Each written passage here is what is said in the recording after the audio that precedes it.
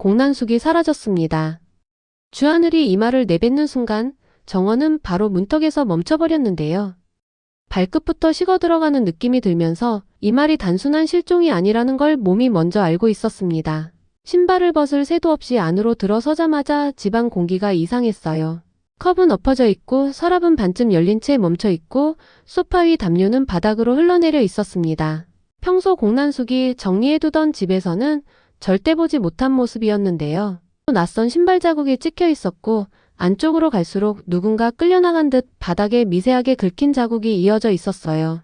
이건 스스로 걸어나간 집이 아니라 누군가 들어와 뒤흔들고 데리고 나간 집이었습니다. 지금부터 무슨 일이 벌어졌는지 따라가다 보면 아마 중간에서 멈추기 어려울 거예요.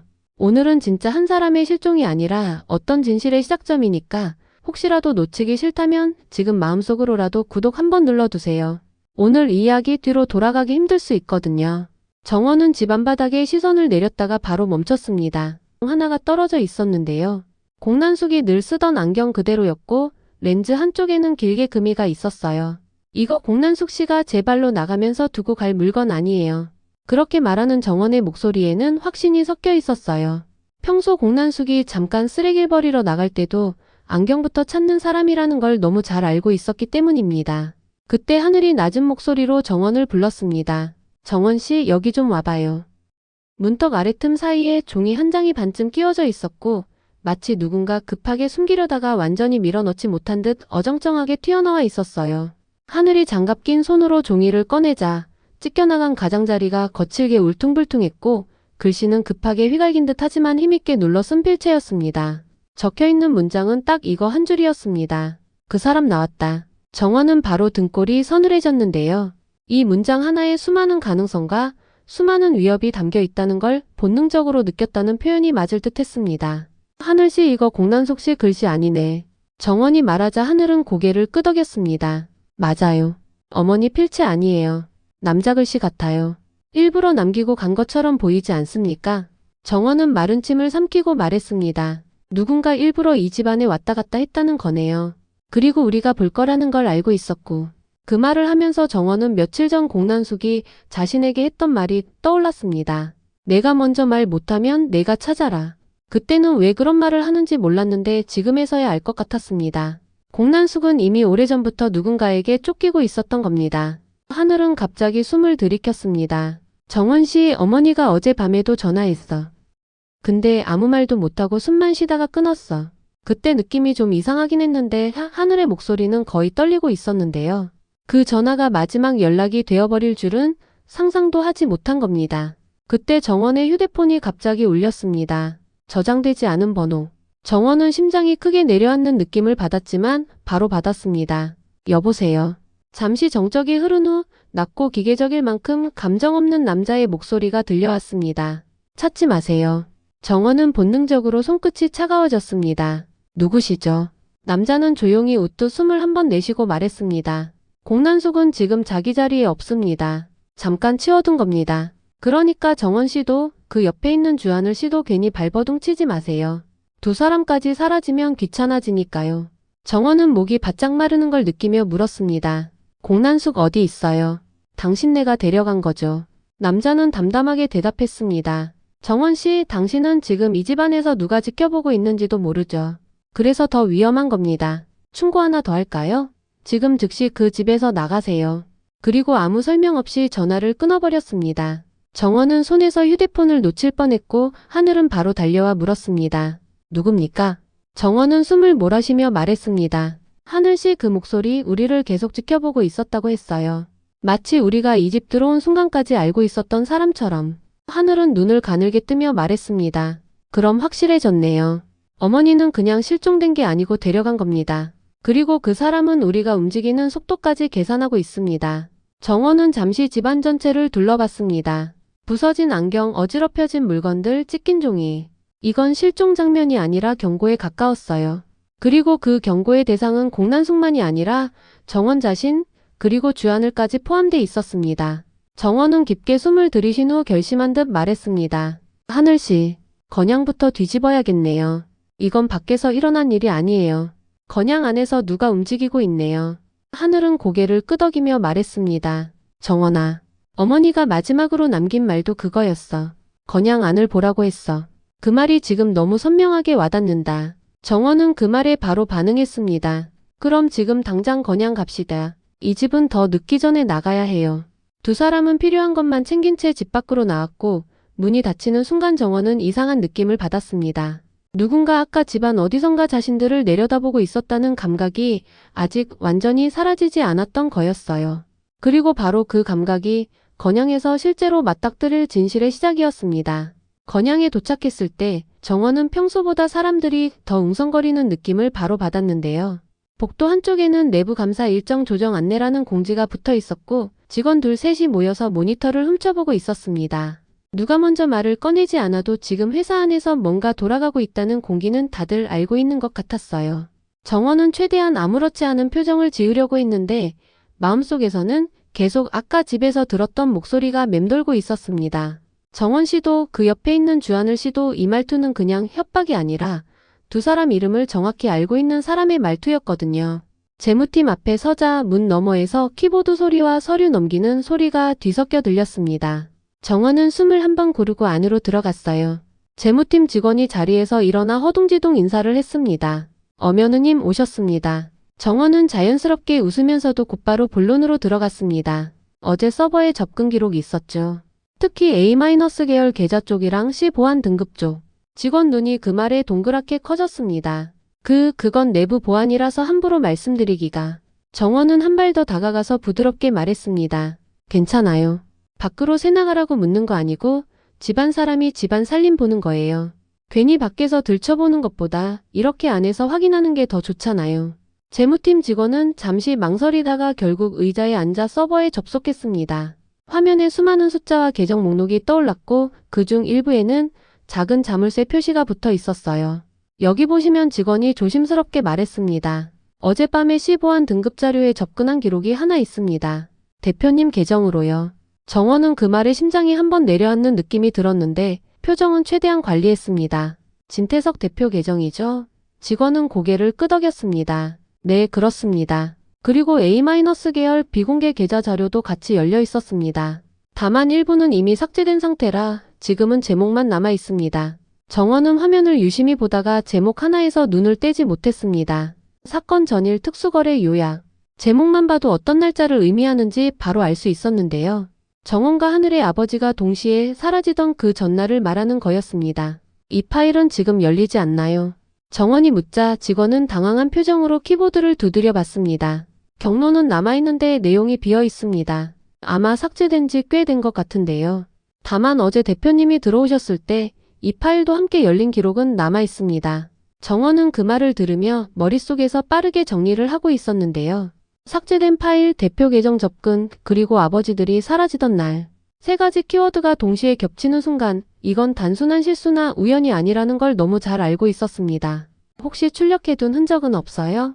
정원이 조심스럽게 물었습니다. 직원은 잠시 고민하다가 구석에 쌓인 파일 더미 쪽을 힐끗 봤어요. 이 방은 아니라 아마 보관실 쪽에 일부 복사본이 있을 수도 있습니다. 예전에는 중요 자료를 프린트해 두기도 했거든요. 정원은 그 한마디에 바로 방향이 바뀌는 느낌을 받았습니다. 서버에서 지워진 자료가 오프라인으로 남아있을 수 있다는 건 아직 완전히 끝나지 않은 흔적이 어딘가 있다는 뜻이니까요. 열쇠는 어디 있어요? 정원의 질문에 직원은 당황하며 말했다. 그건 원래 대표님 쪽에서 하려던 말을 멈추더니 다시 정원을 보며 선택을 했다는 듯 말투를 바꿨습니다.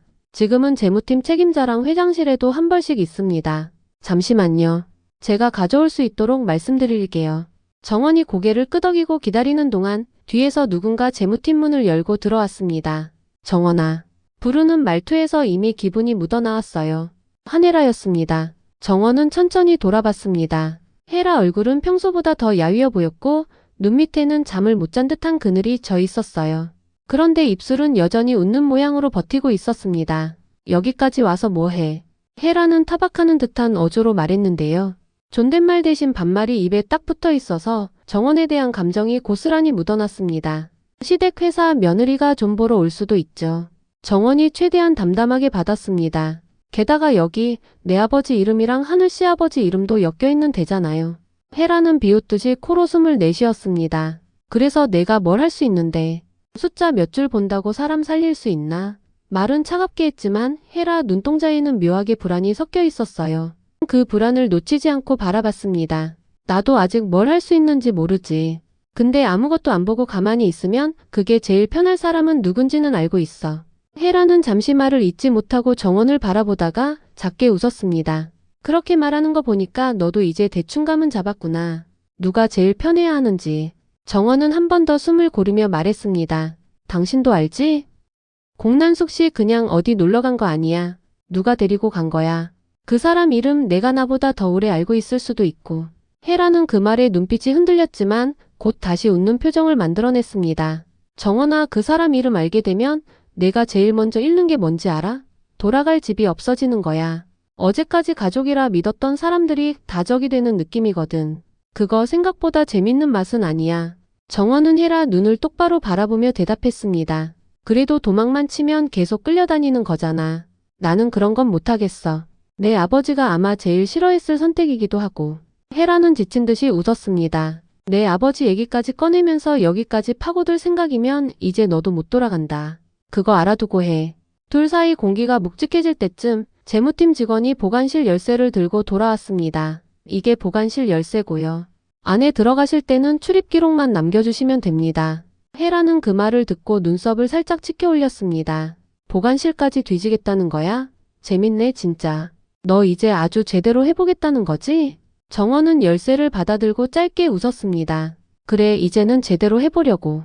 그러자 헤라는 낮게 한마디를 덧붙였습니다. 진짜 마지막으로 한 말만 할게. 내가 아무리 파도 이 집에서 제일 오래 악질이었던 사람들은 진태석이랑 공난숙이야. 그 위에 누가 있니 뭐니 딴소리 하지 말고. 나도 그 둘 밑에서 오래 봐왔으니까. 이 말은 헤라답지 않게 이상하게 솔직한 경고처럼 들렸습니다. 정원은 잠시 눈을 가늘게 뜨며 물었습니다. 그럼 당신은? 당신도도 그 둘이 하는 거 옆에서 다 알고 있었잖아. 헤라는 씁쓸하게 웃었습니다. 알고 있었다고 해서 항상 선택할 수 있는 건 아니야, 정원아. 내가 나중에 알게 될 거야. 어떤 순간에는 그냥 모른 척하는 게 그 사람들 옆에서 살아남는 유일한 방법일 때가 있다는 거. 그 말에는 진짜 두려움이 섞여 있었고 정원은 그게 연기만은 아니라고 느꼈습니다. 정원과 하늘은 보관실로 내려갔고 열쇠로 문을 열자 오래된 공기와 먼지 냄새가 동시에 밀려나왔습니다. 안에는 박스들이 일정하게 쌓여 있었고 박스마다 연도와 분류 코드가 적혀 있었어요. 여기 있는 자료들 전산에서 지운 것들 일부가 같이 있을 수 있습니다. 하늘이 말했다. 정원은 차분하게 박스들을 하나씩 확인하기 시작했습니다. 아버지들이 사라지네. 그 근처 연도부터 차례로 박스를 내려 정리했어요. 한참 박스를 뒤지던 중 정원은 사건 전일 특수거래라는 이름이 적힌 파일처를 발견했습니다. 표지에는 A-계열 내부 전용이라는 빨간 도장이 찍혀 있었고 그 안에는 여러 장의 거래 내역이 정리돼 있었는데요. 대부분은 흐름을 알 수 없도록 지워져 있었지만 일부 숫자는 남아 있었어요. 그리고 그 맨 아래에는 굵은 글씨로 서명 하나가 찍혀 있었습니다. 진태석. 정원은 그 이름을 보는 순간 몸 안 어디선가 뜨거움과 차가움이 동시에 치솟는 기분이 들었는데요. 머리로는 어느 정도 예측하고 있었는데도 실제로 눈으로 확인하는 순간이 이렇게까지 버거울 줄은 몰랐던 겁니다. 하늘씨. 정원이 힘없이 이름을 불렀습니다. 하늘이 다가와 서류를 같이 받고 입술을 꽉 깨물었습니다. 대표가 직접 서명한 거네. 하늘의 목소리는 놀랍기보다는 어쩌면 이럴 거라고 생각했다는 체념이 더 섞여 있었어요. 아버지들이 사라지기 전에 빠져나간 돈이 이 사람 서명으로 나간 거네. 이 정도면 그냥 연로 수준이 아니라 중심이었단 말인데. 정원은 숨을 길게 내쉬면서도 눈은 서류에서 떨어지지 않았습니다. 감추려는 사람은 보통 자기 이름을 제일 먼저 지우잖아요. 그런데 이렇게 남아있다는 건 하늘이 말을 이었습니다. 두 가지 중 하나겠네. 자기 이름이 남아있는 걸 알면서도 지워지지 않는다고 생각했거나 아니면 이 파일이 아직 남아있다는 걸 진짜 몰랐거나. 정원은 고개를 저었습니다. 둘 다 무섭네. 근데 나는 전자 같아. 이 사람 스타일이면 자기가 한 짓 다 알고도 버티는 쪽이지. 들키더라도 어떻게든 뒤집어 씌울 카드부터 생각해 놓는 사람. 그렇게 말하는 정원의 목소리에 진태석에 대한 그동안의 관찰과 분노가 고스란히 섞여 있었습니다. 서류를 더 넘기자 중간에 공난숙 이름이 등장하는 내역도 보였습니다. 특정 날짜, 특정 계좌로 흘러간 돈의 용도 칸에 이렇게 적혀 있었어요. 위로금. 그 옆에는 손글씨로 작게 메모가 붙어 있었는데요. 처리 완료. 입 다물게 함. 정원은 그 한 줄에서 눈을 떼지 못했는데요. 이거 공난숙 씨한테 들어간 돈이네. 아버지들 사건 이후로. 하늘은 눈을 감았다 뜨며 말했습니다. 그럼 어머니는 그냥 방관자가 아니라 그때부터 이미 공모자였던 거잖아. 돈 받으면서 입 다물고 우리 옆에 서 있었던 거고. 이 사실이 하늘에게는 단순한 정보가 아니라 아주 오래된 기억들을 동시에 뒤집어 엎는 칼 같았는데요. 어릴 때 자신을 안아주던 공난숙, 아버지 얘기만 나오면 피하던 공난숙, 돈이 없다고 늘 불평하면서도 이상하게 어떤 날에는 평소보다 더 많이 쓰던 공난숙의 얼굴이 한꺼번에 떠올랐습니다. 하늘은 이 현실을 받아들이는데 시간이 필요했지만 지금은 무너질 시간이 없다는 것도 알고 있었어요. 어릴 정원은 조심스럽게 하늘을 봤습니다. 하늘씨 괜찮아? 하늘은 웃으려고 했지만 제대로 웃음이 나오지 않았습니다. 괜찮지는 않은데 이건 알고 가야 하는 일인 것 같아. 모른 척하면 그 사람들 뜻대로 되는 거고. 보관실에서 나오는 길에 정원은 복도 끝에서 또 다른 사람과 마주쳤습니다. 이번에는 진세훈이었습니다. 세훈은 평소보다 훨씬 굳은 얼굴로 서 있었고 정원을 보자마자 한 발짝 다가왔어요. 정원 씨 지금 뭐하고 다니는지 대충 들었습니다. 목소리가 낮게 깔려 있는데 그 안에는 걱정과 분노가 함께 섞여 있었어요.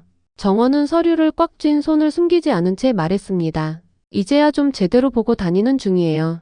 세훈은 정원과 하늘의 손에 들린 서류를 훑어보고 한숨을 내쉬었습니다. 이 길 끝까지 가면 우리 다 망가질 수 있습니다. 아버지도 회사도 우리도. 정원은 세훈 눈을 똑바로 보며 대답했습니다. 이미 망가져 있었던 거 아니에요? 그냥 우리가 모른 척하고 있었던 거지.